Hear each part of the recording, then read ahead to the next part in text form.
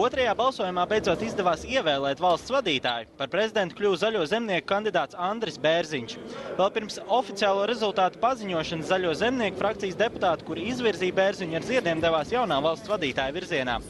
Jaunais prezidents, eksbaņķieris Andris Bērziņš guva pārliecinošu uzvaru. Viņam savu balsu atdeva 53 Saeimas deputāti. Pret Bērziņu balsoja 44 tautas kalpi. Preses konferencē tūlīt pēc ievēlēšanas Bērziņš noliedz, ka būtu aizkulisēs, ko dzirdējis par tirgošanos ar balsīm.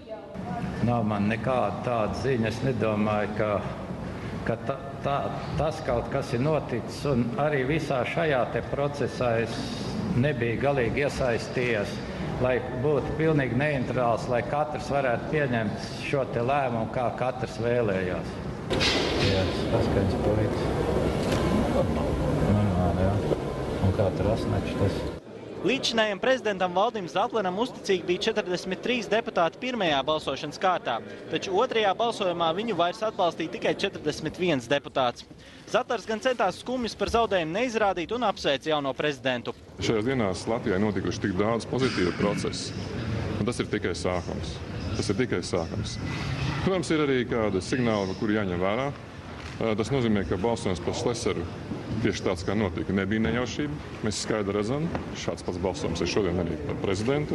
Tūlīt pēc Saeimas balsojuma Vienotība sasauc ārkārtas sēdi, kurā spried par to, ko darīt tālāk. Vēl iepriekš premjers Valdis Dombrovskis bija izteicies, ka ja Zatlers netiks pārvēlēts, tas būs valdības gals. Pagaidām gan Vienotība izlēmusi palikt valdībā. Vai mums ir tagad tiesības aiziet prom 4 mēneši? Acīm redzot, frakcijas vairākums teica nē, ka ir jāstrādā, lai cik grūti būtu, ir jāpārunā, kādas ir šīs sadarbības formas, kādā veidā mēs strādāsim, kādā veidā nerisināsim tos jautājumus, kas attiecās uz tiesiskumu.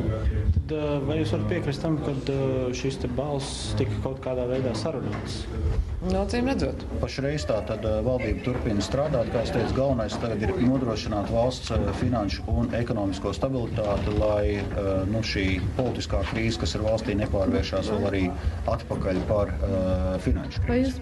Valdes Zatlera pilnvaras beidzas 7. jūlijā. Nākamajā dienā tās pārņems Andris Bērziņš. Dāvas valdnieks Ingamārs Stankēvičs, TV3 ziņas.